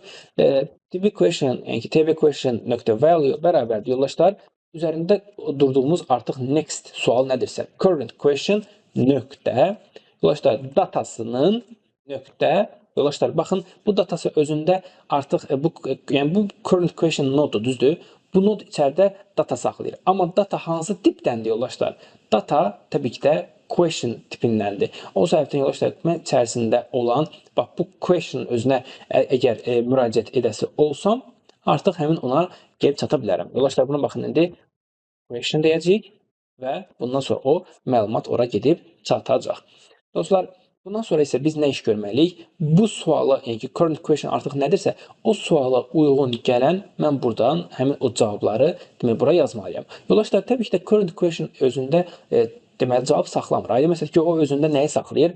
Ən uzağı deməli sadəcə sualın özünü saxlayır. Yəni cavablarını saxlamır. Cavabları saxlayan kimdir yoldaşlar? Bizim answers adında bu array'imizdir. İndi bax mən bu array'dən mənim uyğun sualımın cavablarını necə götürəcəm? Bax bunu əslində burada təbii ki də yaza bilərsiniz. Lakin yoldaşlar bu həm next və həmçinin də prev deməli proseslər üçün idarə olunacağı üçün və onlar üçün istifadə olunacağı üçün mən burada belə bir şey təklif edirəm. Bizim üçün bir ədəd burada private bir deməli bir metod olsun, bir daha doğrusu funksiya olsun. O funksiya mənim göndərdiyim suala görə, məsələn mən tutaq göndərmişəm option explicit, ona uyğun olaraq keçsin. Bax question ID uyğun olaraq onun ABCD-sinə, həmçinin optionlarına uyğun olaraq yoldaşlar keçsin onun answerlarını gətirsin, gəlsin. Ya bax bunu sadəcə həmin o array'dən filtrasiya etməsi üçün deməli istifadə ediləcəkdir. Yoldaşlar bunun üçün gəlin belə bir şey deyək. Private function yoldaşlar get answer deyəcəm. Get answer və yoldaşlar geri qaytardığı dəyər təbii ki də stringdir. Çünki bizim dəyərlərimiz answerda string tipindədir. Yoldaşlar nə qəbul etməlidir? Aydın məsələ ki, bu sualın hansı sualı gətirəcəyimiz üçün başa düşməlidir ki, bunu question ID ilə etməlidir. Yoldaşlar burada biz by deməli val deyək, question ID deyək və question ID yox, daha doğrusu əslində yoldaşlar burada biz question ID yox. Zaten niyə question ID yox deyirəm? Çünki bizim zaten current question'ımız onsuz da bu qlobal bir ən azından bu form içərisində qlobal şəkildə tanımlanıb, düzdür? Yəni mən bunu bura ötürməm gərək yoxdur. Zaten bu function həmin o qlobalı görə bilir. Ondan sonra yoldaşlar heç bir şey etməyimizə gərək yoxdur deyə düşünürəm. Sadəcə biz buna bu suala yəni ki, məsələn, question 1-dir, düzdürmü? Bir ID-li. Bunun hansı cavabını gətirməsi üçün buna ən uzaq option deyə bilərik. Düzdür? Baxın, fikrimi mən çatdırmağa çalışım sizə. Mən cavab almağa çalışıram. Get answer deyirəm. Və bu get answer-da aydın məsələ ki, ilk öncə suala görə axtarış eləyəcəm. Baxdım ki, tutaq edirəm, bu sualların cavabı, yəni ki, birinci sual göndərmişəm. Bu cavablar listində sualların bu sətirlərdədir. Lap yaxşı. Bəs yaxşı, buradan hansı sətri istəyirəm deyəndə mənə bu optionlar lazımdır artıq. Yəni ki, yoldaşlar, mən gəlin burada question ID əvəzinə elə by option as string tipində olan bu optionlarımı götürürüm. Və bundan sonra yoldaşlar artıq mən rahat bir şəkildə bunun üzərində addımlaya bilərəm. Dostlar, dedik ki, sadəcə bu dəyər üzərində addımlamalıyam. Hansı dəyərdir yoldaşlar? Bu cədvəldir. Lakin bu cədvəlin bu dəqiqə məlumatlarını kim özündə saxlayıbdır? Bax, bu answers saxlayıbdır. Yoldaşlar, o zaman gəlin bu answers üzərində addımlamağa çalışaq. Deyək ki, yoldaşlar, for i bərabərdir sıfırdan başlasın. Yoldaşlar, niyə sıfırdan başlayır? Aydın məsələ ki, bu bir içərisində array saxlayır. Array də sıfırdan başlayır indeksi. O səbəbdən sıfırdan başladıq.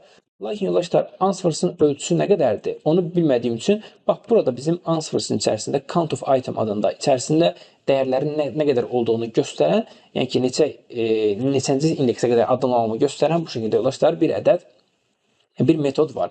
Dostlar, next deyirəm, içərisində olan dəyər qədər addımlasın. Mənə də zaten o lazım, düzdürmü? İçərisində olan dəyərlərin üzərində addımlaması üçün.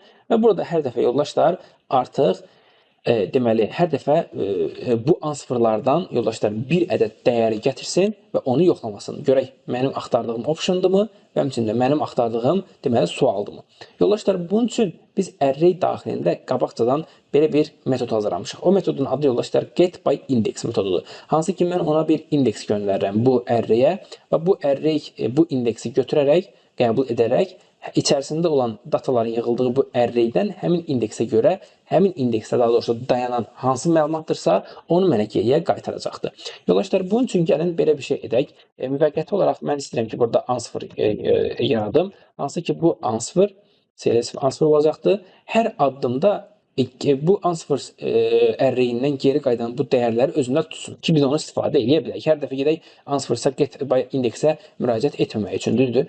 Və bu səbəbdən yoldaşlar, set answer deyəcəm və answers'ın nöqtə, baxın yoldaşlar, daha doğrusu answers deyək təbii ki də, answers nöqtə get by index deyəcək və indeksə təbii ki də i-mizi ötürə bilərik. Yoldaşlar, bu hər addımda gedir cavabların toplandığı bu array'dən gedir müvafiq cavab obyektini bizim üçün gətirəcəkdir. İndi mən bu cavab obyektindən, bu answerdan istifadə edərək həm onu question ID ilə qarşılaşdıra bilərəm, həmçinin yoldaşlar optiondan qarşılaşdıra bilərəm. Yoldaşlar, belə bir şey eləyək. answer nöqtə əgər question ID bərabərdirsə mənim current question'ımın nəyinə yoldaşlar? Bax, indi burada biz təbii ki də birbaşa ID-yə çata bilmirik. Amma ID-yə çatmaq üçün datadan və bu datanın da yoldaşlar nəyindən? Nöqtə ID-sindən istifadə edə bilərik. Bir daha xatırlatma etmək istəyirəm yoldaşlar. Current question içərisində question obyekti saxlayır. Onun da içərisində yoldaşlar baxın property get olan ID deyə bir property'si var. Bax, buradakı ID həmin o property-ni çağırmaq üçündür. Yoldaşlar end deyirəm. Bununla bitmir çünki bizim tamam suallarımızı tapdım hansı sual amma hansı option olduğunu tapa bilməmişəm hələ ki. Bunun üçün də yoldaşlar eyni qaydada answer nöqtə baxın qrup üzrə qrup yox option daha doğrusu options bərabərdir mənim deməli göndərmiş olduğum bu optiona. Və bundan sonra yoldaşlar əgər mənim axtardığım option və həmçində question'dırsa, bundan sonra yoldaşlar artıq mən bax bu get answer deyə bilərəm və həmin bu answer'ın üzərində durduğum answer'ını geri qaytara bilərəm. Yoldaşlar bax bundan sonra artıq exit for deyə bilərik ki, zaten bir sualın bir optionu olur. Yəni ki, A, B, C, D-də hər birindən bir dənə olur, bir dənə də cavabı olur. Dostlar, bu metodu bir də üzərinə keçmək istəyirəm. Tam aydın olsun sizə. Yoldaşlar, məqsədim buydu ki, biz indi birazdan next buton yaradırıq. Bu next butonun baxın sual hissəsini doldurduq. Lakin yoldaşlar sual hissəsini doldurduqdan sonra bizə cavab hissəsi də lazımdır. Bu cavab hissəsini doldurmalıyıq. Yoldaşlar, indi baxırıq get answer metodu bu sırf bu iş üçün istifadə olunacaqdır. Hər bir yəni ki optionun daha doğrusu hər bir yəni ki cavab optionunun məlumatlarını doldurmaq üçün istifadə olunur. Bax bu proseslərin hamısını mən yoldaşlar bu next butonun bu hissəsinə yaza bilərəm. Amma dedik ki, həm prosesi uzatmayaq, həm single responsibility olsun. Yəni next butonun məqsədi o deyil də ki, məlumatları getsin, axtarsın, tapsın. Onun üçün başqa bir funksiyon yaratmış olduq. Həmçinin yoldaşlar, axı bunun previ də var. Prev üçün də eyni şey təkrarləsək, burada kod qarşılıqlı olacaqdır. O səbəbdən bunu əlavə bir funksiyona deməli çıxarmış olduq. Bu funksiyon yoldaşlar, bu answers ərreyinin üzərində hər bir indeksində tək-tək gəzməlidir. Bunun üçün yoldaşlar get by index bizə həmin answersdan olan obyektlərin hamısının içərisində olan obyektlərin hamısını tək-tək gətirir, bunu answersa yükləyir. Yoldaşlar, bunu niyə belə etdik? Baxın yoldaşlar, çünki bunu etməsəydik belə, biz bax bu answer yazılan yerlər var. Hər dəfə gedib get by index eləməliydik. Yəni ki, həm kodu uzatmış olurduq, həm də biraz da yükləmiş olurduq. O səbəbdən bunu bir dənə obyektə əlavə edirəm ki, bu answer obyekti olsun burada. Bu işi icra edən, adlamanı icra edən artıq bundan sonra question ID yoxlamasını və option yoxlamasını bu answer üzərindən gerçəkləşdirək. Və bundan sonra yoldaşlar, əgər tapdığımız yerdə də bizə lazım olan datanı tapdığımız anda isə artıq həmin onu geriyə yoldaşlar bu funksiya vasitəsilə geriyə qaytaracaq. Yoldaşlar, indi qaldığımız yerdən davam eləyək. İndi baxırıq. Bunların hamısı option buttonlardır. Bu arada hər birinə ad verilmişik. Opt A, Opt B, C və D. Yoldaşlar, default olaraq ABCD yazır. İndi onun əvəzinə biz öz suallarımızı yazaq. Deyirəm ki, yoldaşlar, option A-nın deməli caption hissəsinə yazaq yoldaşlar get answer. Yoldaşlar, option olaraq nə yazaq yoldaşlar? Təbii ki də biz burada artıq əlimizlə yazmalıyıq. Yəni ki, mənə A optionuna yoldaşlar elə A lazımdır. Yəni ki, yoldaşlar A. Hansı ki, yoldaşlar, baxın, ABCD deyil gedir. O səbəbdən burada birbaşa A yazdım. Yoldaşlar, bu prosesi 4 dəfə təkrar eləyək. Hansı ki, birinə B, C və D olaraq qeyd eləyək. Bu da B, C və D olaraq qeyd eləyə biləcəyik. Və yoldaşlar, baxın, bu şəkildə yazdığımız anda artıq mənə next button kliklədiyi anda növbəti sualları mənim üçün verməlidir. Dolayısıyla gəlin bax bu hissəyə qədər bir dənə yoxlayaq, görək düzgün şəkildə idarə etmişikmi. Dostlar, run düyməsindən klikləyəndə aydın məsələdir ki, ilk dəfə bu şəkildə bir pəncərə açılır və boş görünür. Lakin yoldaşlar, bir məsələ var ki, unutmadan deyim, təbii ki də bu test olduğu üçün bunu istisna olaraq etmək istəyirəm. Hansı ki, init metodu sadəcə bir subprosedurdur. Yəni ki, bu avtomatik çağırılmır. Gəlin bir dənə yoldaşlar, burada bir istisna eləyək. Class modulun, daha sonra user formun özünün deməli initialize eventindən istifadə eləyək. Bu initialize eventi, bu init metodunu, subprosedurunu bizim üçün çağırsın. Dedim ki, sadəcə bir istisnadır. İndi birazdan zaten əsas orijinal hissəsinə baxacağıq. Və run düyməsindən klikləyəndə deyəsən burada arqument tələb edir bizdən. Okay, bir dənə də arqument qoyaq, yəni ki, A qrupu qoyaq və run düyməsindən klikləyəndə hardasa səhv etmişik. Dostlar, bir dənə baxın. Təbii yoldaşlar, burada bir məsələni unutmuşuq. Fikir versinizsə, questions'a append etməyə çalışırıq. Hansı ki, list var burada. Heç bunun özünü yoldaşlar new etməmişik. Yəni ki, bu obyekti yaratmamışıq. Gəlin həmən yoldaşlar onu da yaradaq. Bunu bayaq unutmuşuq və new deyək ki, set questions deyək və bundan sonra new deyəcəyik və CLS circular double linked list deyək, not deyək, təbii ki də list deyəcəyik. Yoldaşlar, heç unutmadan ki, bu answers da əlavə eləyək, çünki bu da bir data strukturdur və bunu da new edək. Həmən CLS DS array tipində və bundan sonra düşünürəm ki, işləməlidir. Baxın yoldaşlar, indi run düyməsinə klikləyək. Baxın, bizim formumuz açıldı. İndi dostlar, formumuz açıldı, açılmağına. Aydın məsələdir ki, question içərisində və s. hamısı dolubdur artıq. Hətta bunu yoxlayaq bu şəkildə locals pəncərəsinə. Təbii burada göstərməyəcək yoldaşlar. Gəlin belə yoxlayaq. Yoldaşlar, təbii ki də bu açıldı açılmağına.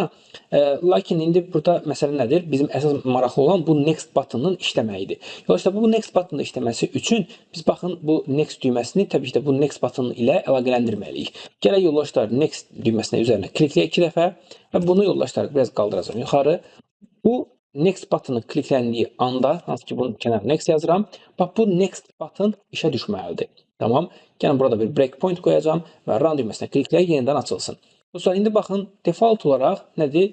Bu şəkildə heç bir şey göstərmir normalda. Lakin indi baxın, next düyməsindən klikləyəndə gəlir F8 ilə current question-a next-ini əlavə etdi. Hətta bunu yoldaşlar locals pəncərəsində baxın, görə bilərik. Burada current question-ın baxın özünə data olaraq baxın, hansı ki bir məlumat əlavə olunubdur. Burada artıq nədirsə məlumat baxın yazılıb əslində. Hətta biraz belə aralasa görəcəksiniz ki, MSB funksiyasının qaytaran dəyər və s. kimi məlumat əlavə olunubdur. Və yoldaşlar, bundan sonra nə iş görür? Artıq typic question-a bu question içərisində olan məlumatı gətirir, yazır. Baxın yoldaşlar, message box funksiyasının qaytardığı nəticə nədir? Filan şey. Yoldaşlar, bundan sonra gedir hər bir addımda, yəni ki, get answer-dan ABCD optionlarına və həmçində bu suala uyğun olan cavabları gətirir, gəlir. Baxın yoldaşlar, boolean, string, integer və variant. Hətta yoxlayaq yoldaşlar. İndi diqqətlə baxın, bu sual budur. Message box funksiyasının qaytardığı dəyər nədir? Yoldaşlar, bunu gəlib burada axtarsam, görəcəyim ki, baxın, A, B, C, D, boolean, string, integer və variant. Və bu ki, versəz, hamısı burada yazılıbdır. Yoldaşlar, indi maraqlı məqam biləsiniz nədir? Bax, mən başladım message box-dan, düzdürmü? Bu sual birinci mənim qarşıma gəldi. Next düyməsini klikləyəndə növbəti gəlir. İndi toplamda 5-6 dənə sual olmalıdır. Gəlin baxaq görək. Bu next-ə kliklədiyim zaman yoldaşlar, hər dəfə next-ə klikləyə gedirəm, düzdürmü? Ən sonunda yoldaşlar sual çatanda geriyə həmin o birinci suala qayıdacaqmı? Baxaq yoldaşlar. Bir dəfə baxıram, bir dəfə də klikləyirəm, bir dəfə də klikləyək və bir dəfə də klikləyəndə yoldaşlar baxın, ən birinci suala qayıtmış oldu. Yoldaşlar, next bir dəfə də yoxlayaq. Baxın, ən sonunda düşünürəm ki, ən sonuncu sual budur, option explicitdir və bundan sonra next deyəndə yenə ilk dəyərə qayıdır. Bax yoldaşlar, bu artıq sonsuz bir döngüdür. Yəni ki, mən nə qədər next-ə klikləsəm, təbii ki, indi prevdə düzəltmiş olacağıq.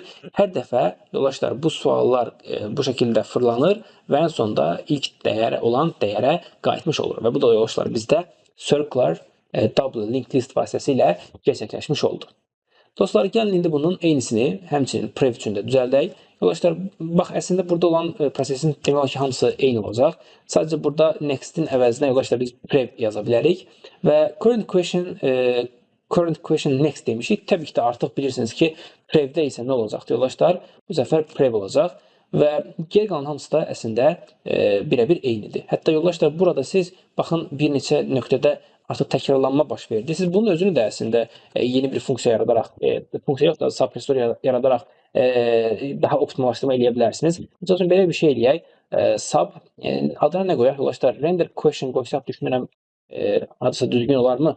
Render question deyək. Məqsədimiz odur ki, yoldaşlar, hətta adlandırma düzgün olmasa da məqsədimiz budur ki, bax, bu hissəni yoldaşlar nə eləyəcək? Sadəcə, deməli, bu hissədə toplayaq və təkrarlanma baş verməsin. Buranı da buradan siləcəm. Lakin yoldaşlar, təbii ki də prev və next-i silə bilmirəm. Çünki bu artıq konkret bu butonlar aid olan bir prosesdir. Və sadəcə burada render question deyirəm. Burada da eyni qaydada render question deyəcəm. Yoldaşlar, baxaq, görə hər şey düzgündürmü? Current question zaten globaldır. Götürür. Həmçinin optionlar, get answerlar və s. hamısı düzgün şəkildə işləyir. Gəlin baxaq yoldaşlar, run düyməsinə klikləyirəm. Next deyirəm, gəlir. Next və baxın yoldaşlar, həmçinin yoldaşlar indi prevə kliklədiyim anda isə təbii previ deyəsən düzəltməmiş yoldaşlar, həmən onu da düzəldək. Yəni əlaqələndirək bu event'ı bu prev button vasitəsilə. Yoldaşlar, gəlirəm bura. Buna da deyirəm yoldaşlar prev. Buna da deyəcəm yoldaşlar prev. button. Dostlar, run düyməsindən klikləyək yenidən. Baxın yoldaşlar, next deyirəm, məlumatlar gəlir. İndi arxaya qayıtmaq istəyəndə isə baxın yoldaşlar, arxaya doğru fikir verin, getməyə çalışır və həqiqətən də gedir. Dostlar, bu şəkildə yoldaşlar, biz də eyni qaydada circlelar vasitəsilə, yəni linked list vasitəsilə bu suallar üzərində dönmüş olduq. Dostlar, burada indi ən başda bir hissədə dayanmışdıq. Dedik ki, burada bir next düyməmiz olacaqdı.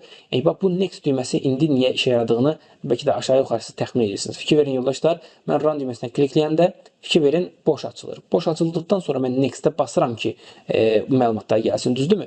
Hansı ki, onu zaten mən next-ə basmadan özü burada da zaten çağıra bilər, düzdür? Necə yoldaşlar? Next-in yerinə bu next button yazsam və run düyməsindən klikləsəm, baxın yoldaşlar, artıq nə baş verdi? Birbaşa mənim üçün məlumat gəlmiş oldu və next düyməsini hər dəfə kliklədiyim anda zaten hər şey geri qaldığı yerdən qaydasında davam edəcəkdir. Dostlar, sonuncu proses, bura qədər hazırdır hər şey, artıq düşünürəm ki, heç bir problem olmayacaqdır. Sadəcə biz burada istisna olaraq class initialize bu şəkildə initialize etdik, amma dedik ki, bu şəkildə olmamalıdır yoldaşlar. Necə olmalıdır? Hansı ki, mənim login və şifrə soruşur mənim istifadəçimdən. Bu login şifrə etdikdən sonra login düyməsinə kliklədiyim anda yoldaşlar bu prosesdən keçib həmin o class initialize edib, yəni ki, hansı ki bu question'ı, yəni ki, initialize edib artıq suallarım üçün mənə şərait yaratmalıdır. Yoldaşlar, bunun üçün dedik ki, nəyimiz var bizim? Baxın, init metodumuz var. Bu init metodu çağırılacaq. Burada görülən bütün işlər bayaq olduğu kimi icra olunacaq. Mənə sadəcə nə qalacaq? Next və prevə deməli klikləmək işi qalmış olacaq. Gəlin baxaq. Yoldaşlar, login düyməsinə kliklədiyim anda mən istəyirəm ki, sadəcə mənim istifadəçim username və password yazıbdır. Bu username və passwordu götürsün. Götürəndən sonra yoldaşlar sadə bir şəkildə, ən belə sadə şəkildə gəlsin bu sheet 2 səhifəsində yoxlanışı etsin. Əgər username və password varsa, həmin qrupu götürsün, yoldaşlar göndərsin hara? Bu question içərisində olan hansı ki bu deməli init metodunun özünə. Və bundan sonra zaten proses başlayacaq. Yoldaşlar gəlin başlayaq.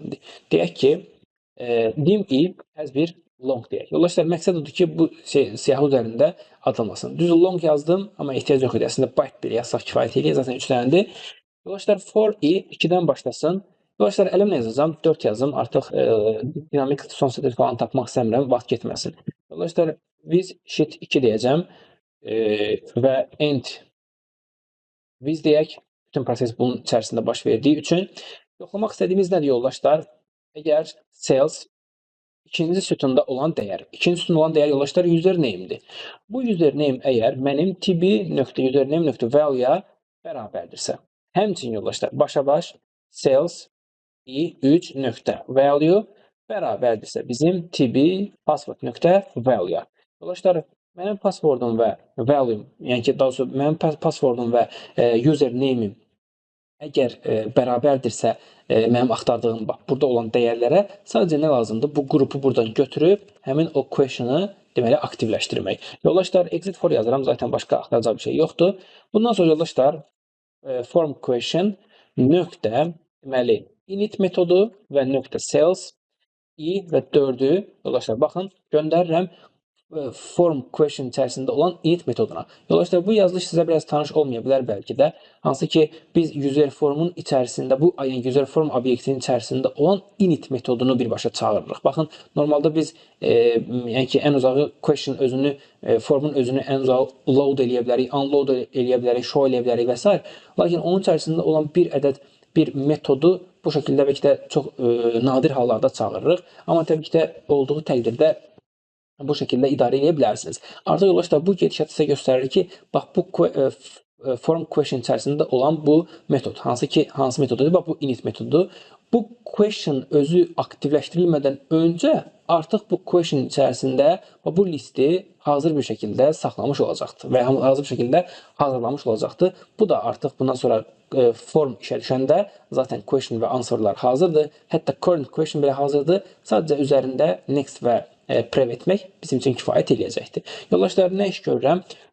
Bu init metodu çağırılandan sonra, yəni ki, initialize edildikdən sonra question artıq mənim bu loginimə ehtiyac yoxdur. Yəni ki, yoldaşlar, unload me desin və imtahan başlasın. Yoldaşlar, bundan sonra baxın, form question.show desəm, ilk dəfə init edirəm. Init olandan sonra isə show eləyəndə zaten init olmuş məlumatların hamısı show vasitəsilə göstəriləcək.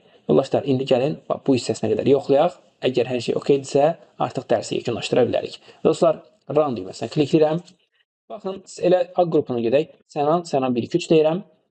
Username, password elədir. Dostlar, baxın indi login düyməsinə klikləyəndə baxın question açıldı. Məlumatlar da buradadır. Next deyirəm. Həmçinin prev deyirəm və baxın yoldaşlar, məlumatlar idarə olunur. Dostlar, bir dənə də yoxlama eləmək istəyirəm. Run düyməsinə klikləyək. Hətta burada indi bu səfər Terlan 1-2-3 deyək. C qrupunun məlumatları gəlsin. Login deyirəm. Baxın yoldaşlar, başqa suallar gəldi. Hətta yoxlamaq üçün do while'dan başladı yoldaşlar. Next deyirəm. Baxın, ən sonunda do while'a gəldi, çıxdı yenə. Hətta do while'dan prev olaraq davam edirəm və ən sonunda yoldaşlar, baxın, do while'a yenidən qayıtmış oldu. Dostlar, bu şəkildə artıq siz istifadəsiniz üçün daha bir yaxşı bir istifadəçi pəncərəsi, daha yaxşı bir təcrübə qazandıra bilərsiniz. Yoldaşlar, bu dərsimizdə circle'lar və double linked listdən danışdıq. Ümumiyyətlə, linked listlərimizin və həmçinin yoldaşlar, data struktur dərslərimizin bu sonuncusu idi. Və bu dərslər boyunca, bu silsilə boyunca mən Excel VBA-də tətbiq oluna biləcək data strukturlardan sizə danışdım. İstifadə oluna biləcək data strukturlardan danışdım. Təbii ki də yoldaşlar, bu data strukturlar sadəcə bunlardan ibarət deyil. Özünüz də araşdırsanız, fərqli data strukturların olduğunu görə bilərsiniz. Lakin mən bu silsilədə ümumi olaraq hansı ən çox istifadə oluna bilər və ya ki, istifadə olunur və asan şəkildə istifadə olunur və işə yarayır, onları sizə çatdırmağa çalışdım. Təbii ki də digərlərini də özünüz araşdıra bilərsiniz. Hətta sizin üçün öz biliklərinizi artırmaq məqsədi ilə o başqa data strukturları da eyni qaydada VBA-də yaratmağa çalışarsınız və bu da sizin üçün böyük bir təcrübə olmuş olar. Dostlar, bu dərsimiz və həmçinin də bu silsilə dərsimiz sona çatdı. Gələn dərslərdə görüşənədək.